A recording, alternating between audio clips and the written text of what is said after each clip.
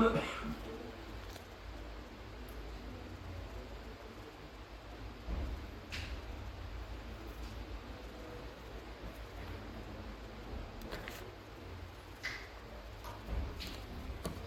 اللہ الرحمن الرحیم الحمد للہ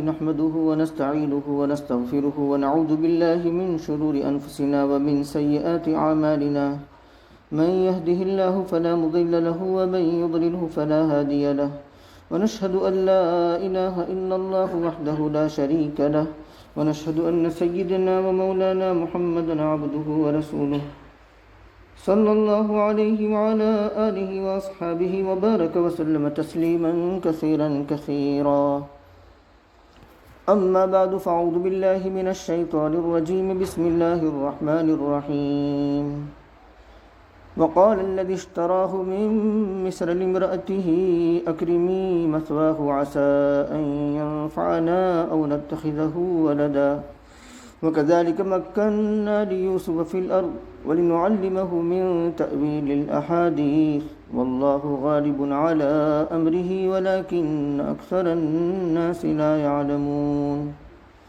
ولما بلغ أشده آتيناه حكما وعلما وكذلك نجزي المحسنين وراودته التي هو في بيتها عن نفسه وغلقت الأبواب وقالت هيت لك قال معاذ الله إنه ربي أحسن مثواي إنه لا يفلح الظالمون آمنت بالله صدق الله مولانا العظيم وصدق رسوله النبي الكريم ونحن على ذلك لمن الشاهدين والشاكرين والحمد لله رب العالمين. قابل احترام بزرگوں اور عزیز دوستوں اور معزز ماں بہنوں، سورہ یوسف کی آیت نمبر 21 سے لے کر کے 23 تک پڑھی گئی ہے، 23 تک. پیچھے ہم نے یہ پڑھا، یہ سمجھا، یہ سنا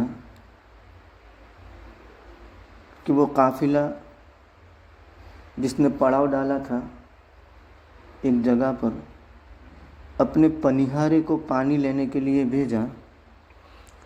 چنانچہ وہ کنویں پر گیا پانی لینے کے لیے، ڈول لٹکایا، یوسف علیہ السلام ڈول میں بیٹھ گئے اور اوپر آ گئے.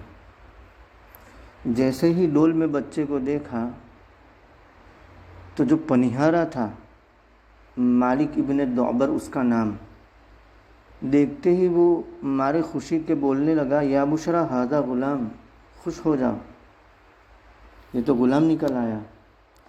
وہ غلامی کا دور تھا، لوگ پیسے بناتے تھے غلام باندیاں بیچ کر کے. تو مارے خوشی کے اس نے یہ جملہ کہا اور بہت قیمتی پونجی سمجھ کر کے اس کو چھپا لیا، سامان تجارت سمجھ کر کے کہ اس سے پیسے بنائیں گے. شروہ بیچا، خریدا، دونوں معنی ہو سکتے ہیں. اگر یوسف علیہ السلام کے بھائیوں کی طرف ضمیر جاتی ہے تو اس کا مطلب یہ ہوگا کہ انہوں نے بیچا، اور قافلے والوں کی طرف ضمیر جاتی ہے تو مطلب یہ ہوگا کہ انہوں نے خریدا. ثمن بخسن، چند کھوٹے درہم کے اندر، دراہم معدودہ. عربوں کے یہاں یہ تھا اس زمانے میں کہ دراہم کی تعداد زیادہ ہوتی تھی تو اس کا وزن کیا جاتا تھا، اور کم ہوتی تھی تو گن کر دیا جاتا تھا. اب کم اور زیادہ کے لیے معیار کیا ہے؟ تو کہا کہ 40 سے کم کم سمجھا جاتا تھا، اور 40 کے اوپر زیادہ سمجھا جاتا تھا.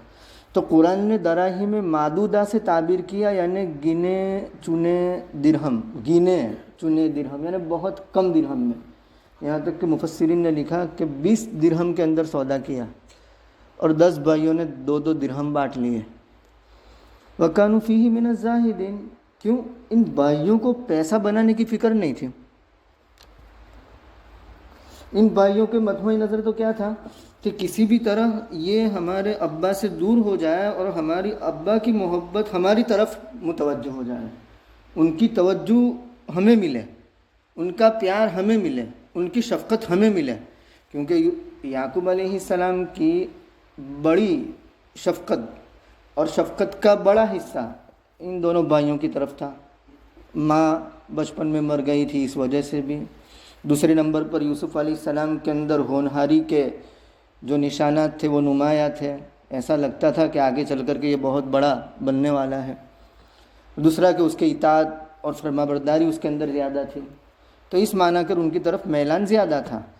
تو یوسف علیہ السلام کے بھائیوں کو پیسوں کی کوئی خواہش نہیں تھی، مال کی کوئی خواہش نہیں تھی، ان کی خواہش تو کیا تھی کہ ابا سے دور ہو جانا چاہیے بس۔ چنانچہ کچھ بھی ملے، مال مفت دلے بے رحم والی بات۔ وَكَانُوا فِيهِ مِنَ الزَّاهِدِينَ، وہ اس میں بہت کم رغبت رکھنے والے تھے، یعنی مال کی ان کو ہوس نہیں تھی، بس باپ سے دوری مقصود تھی۔ اب آگے قافلہ جو شام سے مصر جا رہا تھا، انہوں نے اس بچے کو تجارتی سامان سمجھ کر کے اپنے پاس رکھ لیا۔ یوسف علیہ السلام کے بھائیوں نے قافلہ والوں سے یہ کہا کہ یہ بھگوڑا ہے، اس کو آزاد مت چھوڑنا ورنہ بھاگ جائے گا، باندھ کر رکھنا۔ اور اس کی وجہ یہ ہے کہ وہ یہ خیال کرتے تھے کہ کہیں یہ غفلت میں پڑ جائے اور یوسف چھوٹ کر کے ابا جان کے پاس چلے جائے تو ہمارے سارے راز کا فاش کر دیں گے اور ہماری پول کھل جائے گی۔ تو اس لیے انہوں نے یہ کہا قافلے والوں سے کہ اس کو بھاگنے کی عادت ہے، باندھ کے رکھنا، کھلا مت چھوڑنا۔ چنانچہ وہ قافلہ ایک حد تک دور تک گیا تو وہاں تک یہ بھائی بھی پیچھے پیچھے گئے تاکہ نظر رکھے کہ وہ برابر ساتھ میں لے جا رہے ہیں یا نہیں۔ بہرکیف جب قافلہ ان کی نظروں سے اوجھل ہو گیا تو بھائی لوٹ آئے، اور وہ لوٹ آئے، اس کے بعد جو بات ہوئی وہ پیچھے ہم نے عرض کر دی گئی تھی، سن لی گئی ہے۔ بہرکیف مصر پہنچے تو اللہ تبارک و تعالیٰ کو بہت بڑا کام لینا تھا یوسف علیہ السلام سے۔ یوسف علیہ السلام جہاں رہتے تھے وہ دیہات تھا، بادیہ نشینی کا دور تھا، وہاں تمدن اور شہر کے جو آداب ہونے چاہیے یا سیاست کے جو آداب ہونے چاہیے وہ آداب وہاں نہیں سیکھے جا سکتے تھے۔ تو ایک اللہ تبارک و تعالیٰ نے پورا سسٹم اور پورا نظام چلایا کہ کس طرح آگے چل کر کے یوسف علیہ السلام، سیاست بھی ان کو کرنی ہے، حکومت بھی چلانی ہے، تو یہ ساری باتیں وہ کیسے سیکھیں۔ تو اس لیے اللہ تبارک و تعالیٰ نے یہ نظام کیا کہ انہوں نے کنویں میں رکھا، اور وہ قافلہ جو راستہ بھولا پڑ گیا اور اس راستے سے گزرا انہوں نے اس کو لے لیا، اور اس کے بعد مصر پہنچے۔ مصر جب پہنچے ہیں تو اللہ تبارک و تعالیٰ نے ایسی شخصیت کے گھر میں پہنچا دیا کہ جو اس کا سب سے زیادہ قدرداں تھا اور مصر کے اندر سب سے زیادہ باعزت شخص تھا، یہاں تک کہ وہ وزیر خزانہ تھا، وزیر خزانہ۔ اس کا نام قطفیر یا اتفیر تھا، اور اس کی بیوی زلیخا یا رائل نام بتایا جاتا ہے، زلیخا یہ مشہور ہے۔ اور اس وقت جو بادشاہ تھا وہ قوم عمالقہ سے تعلق رکھتا تھا، اس کا نام ریان ابن اسید تھا۔ بادشاہ ریان ابن اسید تھا، اور وزیر خزانہ، ٹریزرر ملک کا بہت بڑا عہدہ ہے، وہ کون تھا؟ یہ قطفیر یا اتفیر۔ تو اللہ تبارک و تعالیٰ فرماتے ہیں کہ کہا اس نے جس نے اس کو خریدا مصر سے، مطلب مصر میں۔ یوسف علیہ السلام کے بیچنے کی جب باری آئی تو بہت بڑی بڑی قیمتیں لگی۔ ایک قول یہ ہے کہ یوسف علیہ السلام کے وزن کے برابر سونا، دوسرا قول یہ ہے کہ یوسف علیہ السلام کے وزن کے برابر مشک امبر، بہت مہنگی چیز ہے۔ تیسرا قول یہ ہے کہ یوسف علیہ السلام کے وزن کے برابر ریشم کا کپڑا، ریشمی کپڑا، وہ بھی بہت قیمتی چیز ہے۔ بہرکیف یہ سعادت عزیز مصر کے مقدر میں لکھی ہوئی تھی، اس نے منہ مانگا پیسہ دیا اور یوسف کو لے لیا اپنے پاس، کیونکہ قدر جوہر شاہ داند یا بنادت جوہری، موتی کی قیمت جو ہے نا، موتی کی قیمت، جوہر کی قیمت وہ بادشاہ جانے یا जौहरी जाने। आम आदमी उसको समझ सकता, गधा क्या जाने ज़ाफ़रान क्या है, फूंक मार के उड़ा देगा। गधे को क्या मालूम कि ज़ाफ़रान क्या है, ज़ाफ़रान कितनी कीमती चीज़ होती है। तो यूसुफ़ अलैहिस्सलाम के अंदर जो फिरासत के आसार थे, होशमंदी, अक्लमंदी के जो आसार थे, वो ताड़ लिए अजीज़ मिस्र ने। अब्दुल्ला इब्न मसऊद रज़ी अल्लाह तआला अन्हु यूँ फरमाते हैं कि दुनिया के अंदर 3 शख्स बहुत ज़्यादा अक्लमंद और क़याफ़ा शनास साबित हुए। 3 शख्स बहुत ज़्यादा अक्लमंद और क़याफ़ा शनास साबित हुए। नंबर 1 अजीज़ मिस्र इत्फ़ीर या इत्फ़ीर, कि उसने यूसुफ़ अलैहिस्सलाम को देखते ही समझ लिया कि ये बड़ा होनहार बच्चा है। चुनांचे गया अपने घर और अपनी बीवी से कहा कि अक्रीमी मसवाहु, उसको अच्छी तरह रखना, आम ग़ुलामों की तरह उसके साथ मामला मत करना, उसका खाने पीने का, कपड़े का, हर चीज़ का अच्छी तरह ख्याल रखना। ये बहुत ख़ास चीज़ है, हो सकता है ये हमें काम आए, या हो सकता है हम उसको औलाद बना ले, लड़का बना ले। इससे ऐसा मालूम होता है कि अजीज़ मिस्र के पास औलाद नहीं थी, इसलिए ये बात कही। बहरकैफ नंबर 1 अजीज़ मिस्र, ये बहुत ज़्यादा अक्लमंद साबित हुए, क़याफ़ा शनास साबित हुए। नंबर 2 हज़रत शुएब अलैहिस्सलाम की वो बेटी, वो नूर नज़र, वो लख्ते जिगर, जिसने यूसुफ़ मूसा अलैहिस्सलाम के बारे में ये जुमला कहा था, क़ालत इहदाहुमा, उनमें से एक ने कहा, यानी 2 बेटियां थी ना, 2 बेटियों में से एक ने कहा, या अबदिस्तअजिरहु, अब्बा जान मूसा को उजरत पर रख लीजिए, मजदूरी पर रख लीजिए। इन्न खैरा मन इस्तअजरता अल-क़वियुल अमीन, सबसे बेहतरीन जिसको आप उजरत पर रखें ऐसा बंदा होना चाहिए जो कवि भी हो और अमानतदार भी हो। क़ुव्वत का अंदाज़ा ये लड़की ने इससे लगाया था कि कुएं पर इंतज़ार में थी कि सारे लोग चले जाए, उसके बाद हम पानी पिलाएंगे। मूसा अलैहिस्सलाम ने देखा तो पूछा कि माँ ख़त्बुकुमा, क्या हाल है? तो कहा कि अबूना शैख़ुन कबीर, हमारे अब्बा बड़े बूढ़े हैं इसलिए वो आ नहीं सकते, तो हम पानी भरने के लिए आई है।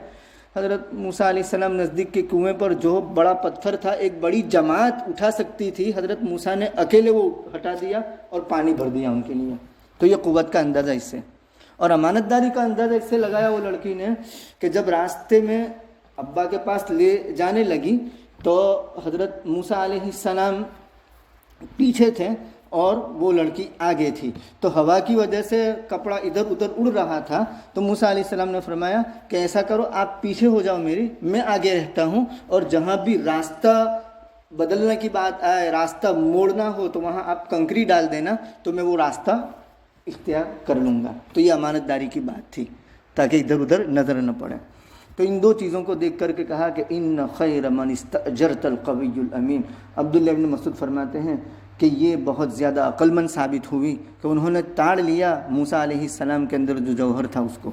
नंबर 3 अबू बकर सिद्दीक़ रज़ी अल्लाह ताला अन्हु, कि उन्होंने अपने मर्ज़ुल वफ़ात में हज़रत उमर इब्नुल ख़त्ताब रज़ी अल्लाह ताला अन्हु को खिलाफत के लिए नामज़द कर दिया और मुतय्यन कर दिया।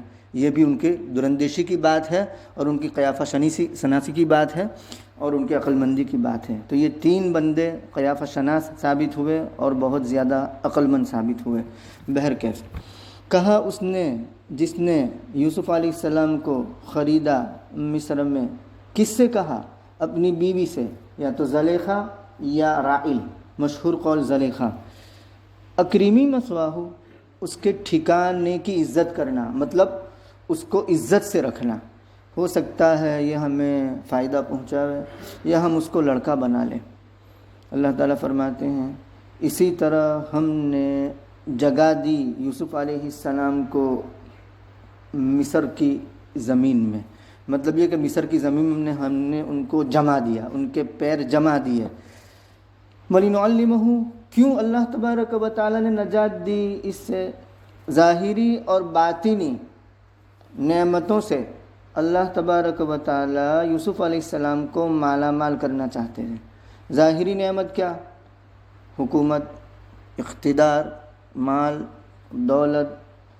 और बातिनी नेमत क्या? नबूवत, वही, ये सब बातिनी नेमत। تو بہرکیف وَلِنُعَلِّمَهُ مِن تَأْوِيلِ الْأَحَادِيثِ، یہ سب ہم نے اس لیے کیا کہ ہم ان کو سکھائیں باتوں کا ٹھکانے لگانا۔ مطلب تعویل الاحادیث جیسے عرض کیا گیا تھا صرف خواب کی تعبیر کے ساتھ خاص نہیں ہے، تمام معاملات کے اندر سوجھ بوجھ، معاملات کو کس طرح بٹ کرنا، کیسے بٹھانا۔ واللہ غالب علی امرہ، اللہ تبارک و تعالی غالب ہے اپنے امر پر، یعنی اللہ کے کنٹرول میں سب کچھ ہے، لیکن اکثر لوگ جانتے نہیں ہیں۔ بظاہر ابتدا یوسف علیہ السلام کی بڑی ذلت اور رسوائی کے ساتھ ہو رہی ہے، اور بھائی نے کس نیت سے ان کو الگ کیا تھا، اور اللہ تبارک و تعالیٰ نے ان کو کس مقام پر پہنچا دیا۔ اللہ غالب ہے اپنے امر پر، لیکن اکثر لوگ جانتے نہیں ہیں۔ وَلَمَّا بَلَغَ أَشُدَّهُ آتَيْنَاهُ حُكْمًا وَعِلْمًا، اللہ تبارک و تعالیٰ فرماتے ہیں کہ جب حضرت یوسف علیہ السلام اپنی پختگی کو پہنچے، جوانی کو پہنچے، 33 سال، کچھ لوگوں نے 20 سال، کچھ لوگوں نے 40 سال۔ یہ یاد رکھیے کہ عام طور پر نبوت جو ملتی ہے وہ 40 سال پر ملتی ہے، اور اس کے بعد جو وحی آتی ہے وہ وحی نبوت کہی جاتی ہے، اور اس سے پہلے جو وحی آتی ہے وہ وحی نبوت نہیں، وہ ایسی وحی جیسے مریم علیہ السلام کی جانب بھیجی گئی، وہ ایسی وحی جیسے موسیٰ علیہ السلام کی والدہ کی جانب بھیجی گئی، لغتاً اس کو وحی کہا جا سکتا ہے، وہ شرعاً وحی نہیں کہا جا سکتی۔ بہرکیف کنویں کی حالت میں، یعنی کنویں میں تھے اور اس حالت میں جو وحی آئی نا وہ وحی نبوت نہیں تھی، وہ ایسی وحی تھی، وحی الہام جسے ہم کہتے ہیں۔ اللہ تبارک و تعالیٰ نے ان کے دل میں یہ بات ڈال دی کہ آپ گھبرائیے مت، آپ آگے چل کر کے ان کا یہ سارا کارنامہ ان کو بتا دو گے کہ تم نے میرے ساتھ کیا کیا کیا تھا۔ بہرکیف اللہ تعالیٰ فرماتے ہیں کہ جب وہ اپنی پختگی کو پہنچے تو ہم نے ان کو حکم دیا۔ یہاں حکم سے مراد اقتدار نہیں ہے، یہ یاد رکھنا، کیونکہ اقتدار تو بہت بعد میں ملا ہے۔ یہاں حکم سے مراد کیا ہے؟ حکم سے مراد احکام، ذمہ داری، یعنی شریعت کی جو ذمہ داریاں ہوتی ہیں وہ ذمہ داری مراد ہے۔ دیکھیے لوط علیہ السلام کے باب میں اللہ تعالیٰ کیا فرماتے ہیں؟ وَلُوطًا آتَيْنَاهُ حُكْمًا وَعِلْمًا، لوط علیہ السلام کو ہم نے حکم اور علم دیا۔ تو وہاں لوط علیہ السلام کو تو اقتدار نہیں ملا تھا، تو حکم سے مراد کیا ہے؟ ذمہ داری، اللہ کی جانب سے جو کام سپرد کیا گیا اس کی ذمہ داری مراد ہے۔ اور علم سے مراد وہ خاص علم ہے جو وحی کے طور پر نبی کی جانب بھیجا جاتا ہے۔ وَكَذَلِكَ نَجْزِي الْمُحْسِنِينَ، اس جملے میں بڑا حوصلہ ہے، بڑی تسلی ہے، بڑی امید ہے پوری دنیا کے لیے کہ یہ معاملہ صرف یوسف علیہ السلام کے ساتھ نہیں ہے۔ جو بھی نیک کردار ہوگا اور جو بھی صالح ہوگا، خدا ترس ہوگا، تقوی اور پرہیزگاری کو اپنائے گا، صرف یوسف علیہ السلام نہیں، اللہ تبارک و تعالی تمام کو دین دنیا کی دولت سے مالا مال فرمائیں گے۔ وَكَذَلِكَ نَجْزِي الْمُحْسِنِينَ، اسی طرح ہم نیکوکاروں کو بدلا دیتے ہیں، صرف یوسف کے ساتھ خاص نہیں ہے یہ بات۔ وَرَاوَدَتْهُ الَّتِي هُوَ فِي بَيْتِهَا، آگے اللہ تعالیٰ فرماتے ہیں ڈوڑے ڈالے اس نے جس کے گھر میں یوسف تھے۔ ڈوڑے ڈالنا تو جانتے ہو نا، پھسلایا، بہلایا یوسف علیہ السلام کو اپنی طرف مائل کرنے کے لیے۔ یاد رکھیے زلیخا جس کے گھر میں یوسف علیہ السلام مقیم تھے، عزیز مصر نے تو ماں بننے کی خواہش کی تھی کہ ماں کی طرح رکھنا، لیکن وہ ہوس کی دیوی بن رہی ہے، وہ ہوس کی دیوی بن رہی ہے۔ یوسف علیہ السلام کو اپنی طرف مائل کرنے کے لیے جتنے بھی حربے ہو سکتے تھے وہ سارے حربے زلیخا نے اختیار کر لیے تھے، وہ سارے حربے۔ یعنی ایک مرد کو عورت اپنی طرف کن کن چیزوں سے اٹریکٹ کر سکتی ہے، کن کن چیزوں سے کھینچ سکتی ہے، وہ ساری تدبیریں اختیار کر لی، لیکن یوسف کی جانب سے کوئی رسپانس ہی نہیں تھا، کوئی جواب ہی نہیں تھا، کوئی حرکت ہی نہیں تھی۔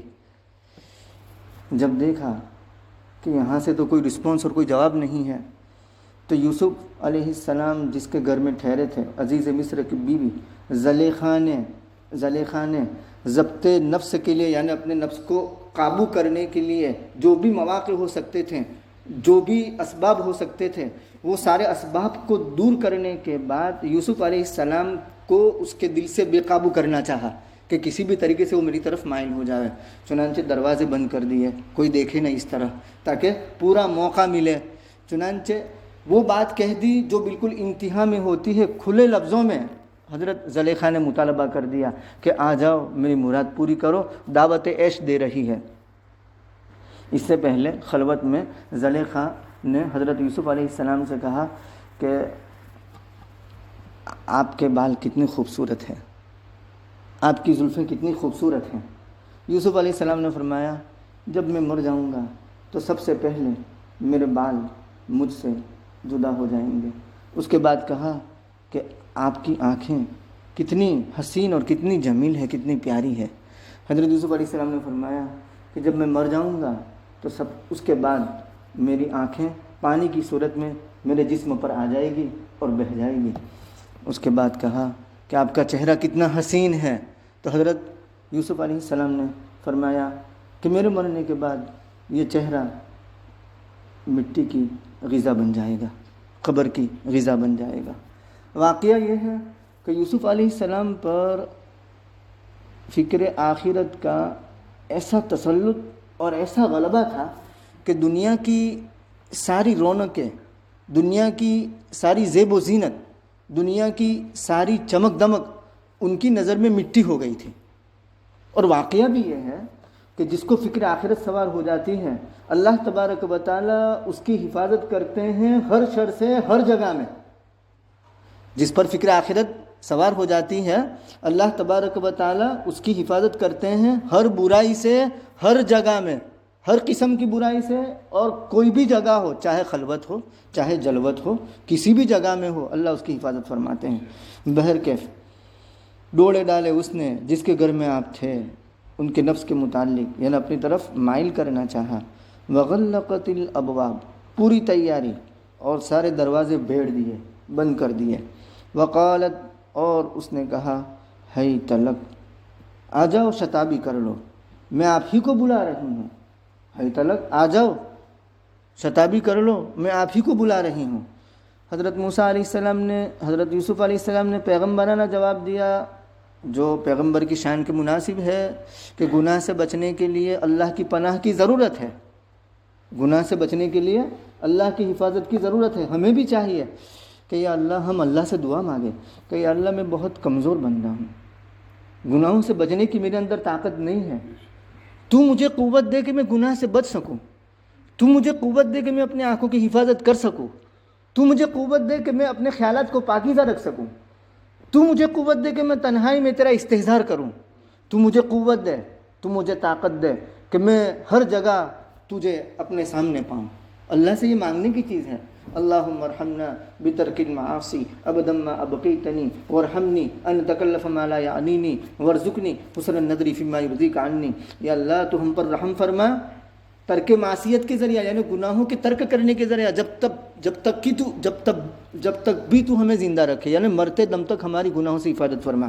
بہرکیف حیت لک، تو پیغمبرانہ شان سے انہوں نے پہلے اللہ کی پناہ چاہی، اللہ کی پناہ، انہو ربی احسن مثوائے۔ اس کے بعد پیغمبرانہ جذبہ یہ ہے کہ موعظت ہو، نصیحت ہو، تو اب نصیحت کر رہے ہیں، ایڈوائز کر رہے ہیں کہ تو مجھے دعوت عیش دے رہی ہو، یہ تمہارا شوہر وقتی طور پر چند دن ابھی ان نے میری خدمت کی ہے اور مجھ پر احسان کیا ہے، تو اگر میں تیری دعوت کو قبول کر لوں تو یہ تو نمک حرامی ہوگی، احسان کشی ہوگی، محسن کشی ہوگی، ناانصافی ہوگی، اور یہ تو ایک اپنے آقا کی ناموس میں رکھنا ڈالنا ہوگا۔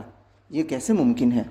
در پردہ زلیخا کو نصیحت کی جا رہی ہے کہ میں تو چند دن سے یہاں ہوں، مجھ پر تو تھوڑا احسان ہے، اور عزیز مصر کا تو تجھ پر پوری زندگی کا احسان ہے، تو پہلے سے ان کے نکاح میں ہے، تجھے سوچنا چاہیے کہ تو اس کے ناموس کی حفاظت کرنی چاہیے تجھے تو، اور تو اس کے ناموس کو رکھنا ڈالنا چاہتی ہے۔ تو کہا کہ انہو ربی، بے شک وہ میرا رب۔ یہاں رب سے مراد عزیز مصر ہے، رب سے مراد اللہ نہیں ہے۔ یہ یاد رکھنا ایک اصول عربی کے اعتبار سے، رب جب اکیلا ہو نا، رب جب اکیلا تو اللہ مراد ہوتا ہے، اور رب کی جب اضافت ہو، رب البیت، ربی، تو اس وقت اللہ کے علاوہ دوسرے معنی میں بھی آ سکتا ہے، گھر کا مالک، میرا مالک۔ یہ بات الگ ہے کہ شریعت محمدیہ نے جیسے شرک اور دوسری چیزوں سے ممنوع قرار دیا ہے، شرک تک پہنچنے والی یا پہنچانے والی جتنی بھی چیزیں ہوتی ان تمام چیزوں کی ممانعت ہے۔ جس کے اندر شرک کا شائبہ ہو اور شرک کا شک پیدا ہو سکتا ہو اور جو شرک تک پہنچا سکتی ہو، اس لیے مسلم شریف میں روایت آتی ہے کہ کوئی آقا اپنے غلام کو عبدی نہ کہے، میرا بندہ نہ کہے، بلکہ فتاتی یا فتایا کہے، اور کوئی غلام اپنے آقا کو ربی نہ کہے بلکہ سیدی کہے، کیونکہ رب یہ اللہ تبارک و تعالیٰ کی صفت ہے۔ یہ شریعت محمدیہ کی خصوصیت ہے۔ ان کی شریعت میں رب کہہ سکتے تھے، ہم بھی کہہ سکتے ہیں ایز لانگ ایز کہ وہاں رب سے مراد سید ہو، آقا ہو، رب اللہ کی ذات مراد نہ ہو۔ تو یہاں رب سے مراد وہ آقا ہوں، نہ کہ اللہ تبارک و تعالیٰ، کہ بے شک میرے آقا نے مجھے اچھا ٹھکانہ دیا، یعنی مجھے اچھی طرح رکھا ہے، میں کیسے ناموس میں رکھنا ڈال سکتا ہوں۔ انہو لا یفلح الظالمون، یقیناً جو ظالم ہوتے ہیں یعنی ناموس میں رکھنا ڈالنے والے، نمک حرامی کرنے والے، ناانصافی کرنے والے، محسن کچھ لوگ، یہ کبھی بھی کامیاب نہیں ہوا کرتے۔ یہ جواب دیا حضرت یوسف علیہ السلام نے زلیخا کو۔ در پردہ ان کو بھی نصیحت ہے کہ جب میں چند دن کا احسان یاد رکھتا ہوں تو تم پر تو عزیز مصر کا پوری زندگی کا احسان ہے، تم کیسے یہ کام کروا سکتی ہو یا کسی کو اپنی طرف بلا سکتی ہو۔ انشاءاللہ سبحان اللہ وبحمدہ، سبحانک اللہم وبحمدک، ونشہد ان لا الہ الا انت، نستغفرک ونتوب الیک۔